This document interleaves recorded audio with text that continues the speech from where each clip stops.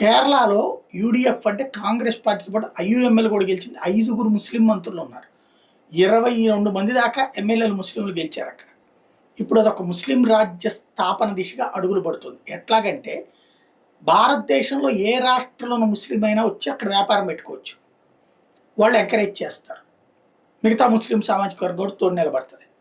హిందువులు పక్క రాష్ట్రం కేరళ, తమిళనాడు బోర్డర్గానే ఉంటాయి.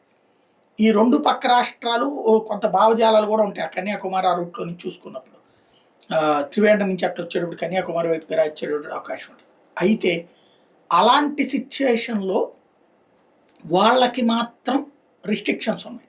ఎలాంటి రిస్ట్రిక్షన్స్ అంటే హిందువులు అక్కడ వ్యాపారం పెట్టుకుంటే ఇప్పుడు ముస్లిం సామాజిక వర్గానికి సంబంధించిన వాళ్ళు నువ్వు తమిళనాడు ఇక్కడ ఎందుకు పెట్టుకున్నావు, నువ్వు తెలంగాణ వాడు ఎందుకు పెట్టుకున్నావు, ఈ టైప్లో గొడవలు చేస్తున్నారు. ఇది గల్లీలకి చేరిపోయింది. ఇప్పుడు కాదు, కొత్తగా కాదు, పాత వాళ్ళని కూడా, పాత వ్యాపారస్తులను కూడా ఇప్పుడు వేధించడం ప్రారంభించారు. అంటే బెంగాల్లో తృణమూల్ తరహా స్వభావం ఇప్పుడు కేరళలో ఐయుఎంఎల్ వాళ్ళు బిగిన్ చేశారు.